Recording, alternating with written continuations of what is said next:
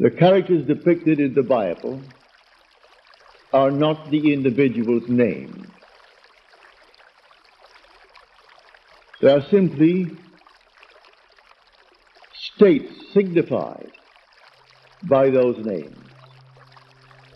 For instance, the name Moses, or the name Abraham, or the name, well, any name that you find in Scripture. They are not individuals, as you and I are. It's simply a state of consciousness through which the individual, you and I, the immortal being, we pass through these states. The word Moses means to be born. It's the old perfective of the Egyptian verb to be born. Abraham, the father of the multitudes. We start there, moving through states. And you and I pass through these states towards our own redemption. We come to the end, and that state is personified in Scripture. And men take the personification and worship it as a person, stick it on the wall, and then cross themselves before it in genuflect, not knowing that these are states. So we must learn to distinguish between states and the individuals who pass through these states. These states are eternal. They are forever. You are an immortal being, and you move through states. The states remain permanent forever. You pass on. We change states. The states do not change. We change states. But we, the individual, we are forever. It's like moving through a city. The city remains, but we pass on. To think that because we have left the city, that the city has ceased to exist would be stupid. The city remains, and we go on. We pass from one state to another state, and finally we come to the end. That end is described in Scripture as Jesus. But that's a state. You are the immortal being passing through states. And when you come to the very end, you are in that state. It was predetermined. It was shown all of us before we started. Shown us in the state called Abraham. We saw it all in detail. And if we entered it reluctantly or not, who knows? Paul tells us that we were made subject unto futility, not willingly, but by the will of him who subjected us in hope. And the hope was that we would obtain the glorious liberty of the sons of God. So we were told that it was not altogether a willing subjection on our part, but we kept the divine vision, as Paul said, in time of trouble. And so we continue on the journey. In this world, you and I can create states, but the spiritual states are eternal. We create a state here, it's not eternal. We create a state to deliver individuals forevermore. I create a state, somebody asks me, will you hear that I am, and they name what they would like to be. All right? So that I must create the state, knowing that he is now in a state that he dislikes. I must distinguish between the being and the state that he is in. So I see him unemployed. All right? So he's unemployed, and he wants to be gainfully employed. There's nothing wrong in that. So I represent him to myself as one who is gainfully employed, who has more than he's ever had before, to the degree that I am self-persuaded that he is what I have now imagined him to be. To that degree, he will actually become it. I move him out of one state into another. But that state into which he fell remains for anyone to fall into it.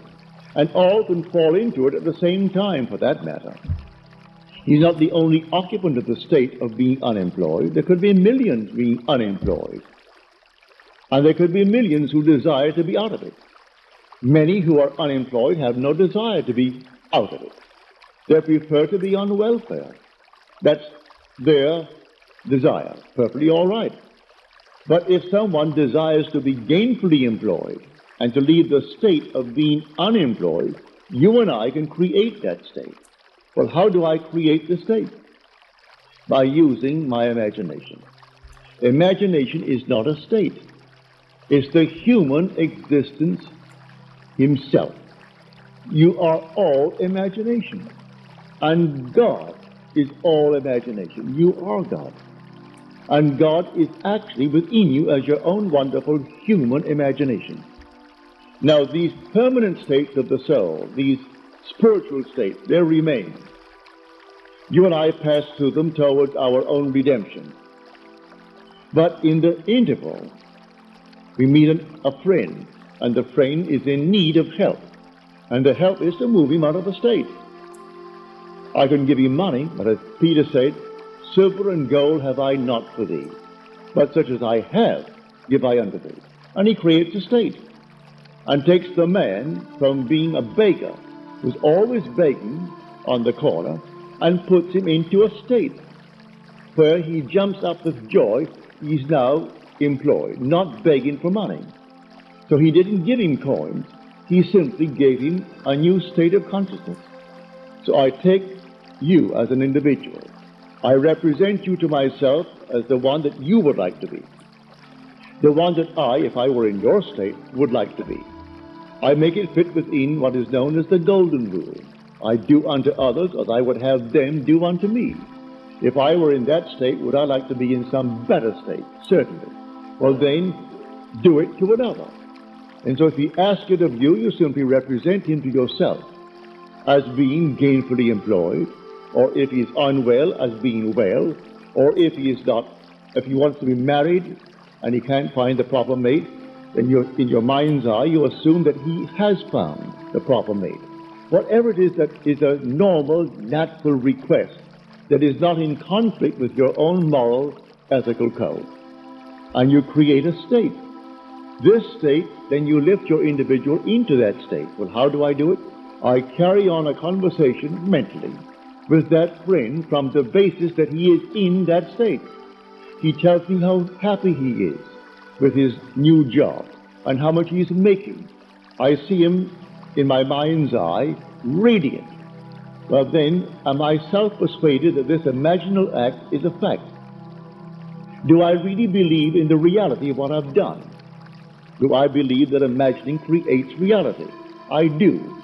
Well then, to the degree that I am self-persuaded, he becomes the embodiment of what I've imagined him to be.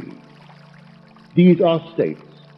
So man must distinguish between the individual and the state that he is in.